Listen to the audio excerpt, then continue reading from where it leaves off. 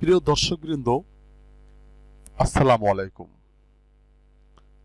এখন আমি আপনাদের মাঝে মুখের জিহ্বায় ঘা এ নিয়ে একটি অত্যন্ত গুরুত্বপূর্ণ আলাপ করিতেছি।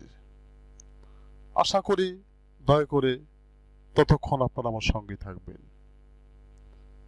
এ মুখের ঘা হচ্ছে মানবদেহের একটি জটিল ও কঠিন রোগ।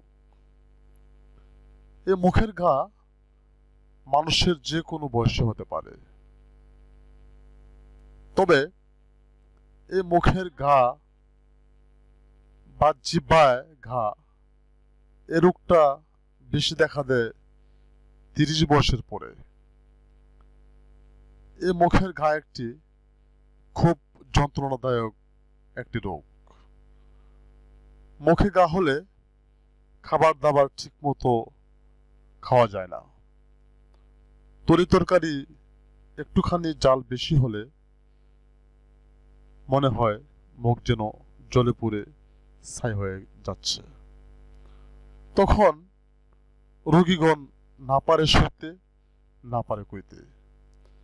এই অসহনীয় যন্ত্রণাদায়ক ভুক্তভোগী রোগীদের জন্য আমি অত্যন্ত একটি সুখবর জানাচ্ছি।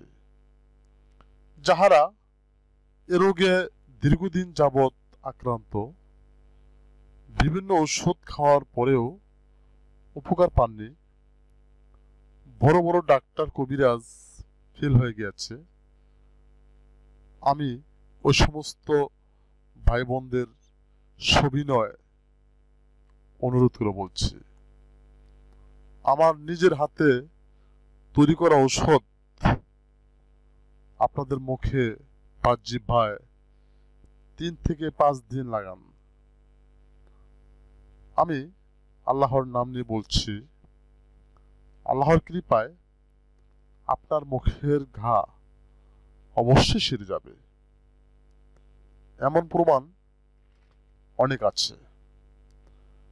তবে আমি বিশ্বের সমস্ত মানব জাতির মঙ্গল কামনা করছি।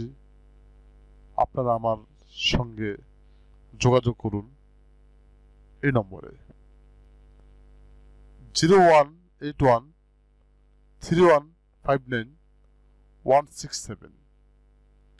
প্রিয় দর্শকবৃন্দ, আমার এই টিপসটি যদি আপনাদের কাছে ভালো লেগে থাকে তাহলে অবশ্যই মানব জাতির কল্যাণ ও মঙ্গলের জন্য শেয়ার, লাইক এবং সাবস্ক্রাইব করুন। সবাইকে ধন্যবাদ।